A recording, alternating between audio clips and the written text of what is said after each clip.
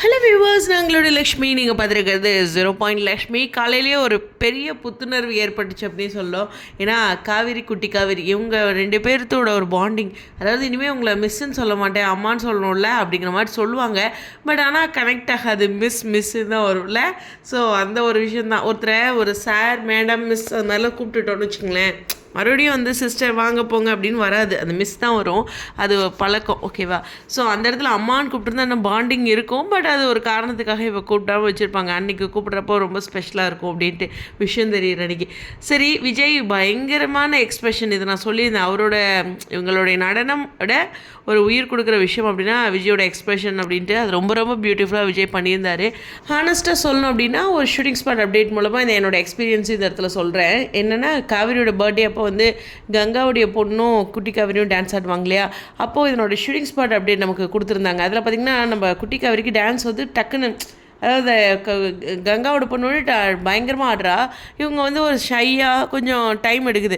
அப்புறம் பயங்கரமாக எல்லாம் வைப் ஏற்றுறாங்க. எப்படி அப்படின்னு கை தட்டும்போது, விஜய் எல்லாருமே கை தட்டும்போது ஒரு குட்டியாக ஸ்டெப்ஸ் போடுறாங்க. அவளுக்கு டான்ஸ் வருது. பட் ஆனால் வந்துட்டு எப்படி சொல்கிறதுனா, ஒரு தயக்கம், குட்டி பிள்ளைல எல்லாமே செய்ய முடியாது இல்லையா, அது மாதிரி தான்.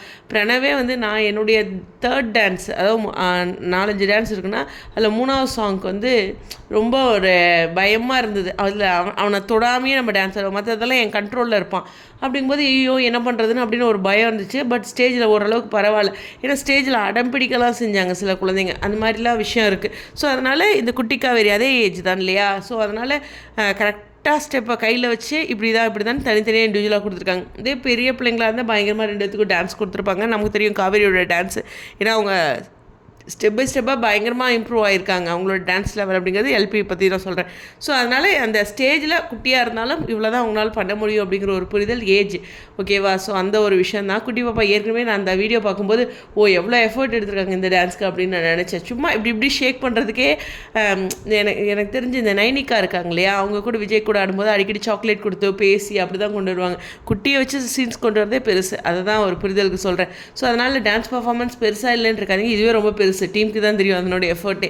ஸோ அது இருந்தாலும் அதை குட்டியாக அழகாக வந்து இது பண்ணது, அவங்க 2 பேரோட பாண்டிங்னு இருக்குது. பட் ஏன்னா சம்திங் ஏதோ ஒரு மிஸ் ஆகிற ஃபீல் மட்டும் எனக்கு இருக்குது. ஏன்னா எல்பி வந்து அந்த காவேரியாக தான் இருக்காங்க. அதாவது அந்த காவேரியோட அம்மாவாக இல்லை, ஒரு ஜஸ்ட் ஒரு டீச்சர் அந்த லெவலில் இருக்காங்க. அதனால் அந்த ஒரு ஆக்டை வந்து கரெக்டாக கொடுத்துருப்பாங்க எல்பி. ஸோ ரொம்ப பியூட்டிஃபுல்லான ஒரு விஷயம் அல்ல. இதில் பக்காவாக இருந்ததுங்கிறது விஜயோட எக்ஸ்பிரஷன்ஸ் தான். ஸோ ஃபஸ்ட்டு தயங்கிட்டே இருக்கிறதா இருக்கட்டும், மற்றபடி எல்லா இடங்கள்லையும் இருக்கிறதா இருக்கட்டும். ஸோ இந்த எபிசோட் அப்படிங்கிறது நிச்சயமாக ரிப்பீட் மோட் தான், எந்த ஒரு டவுட்டுமே இல்லை. அதுவும் அந்த தயக்கம்ட்டு விஜய் என்ன ஸ்டேஜில் பெரிய ட்ரெஸ் எல்லாம் எடுத்துகிட்டு வந்திருக்கீங்க, தாடி மிஸ்ஸெல்லாம் இருக்குது அதுக்குன்னு எனக்கு அதுதான் தோணுச்சு.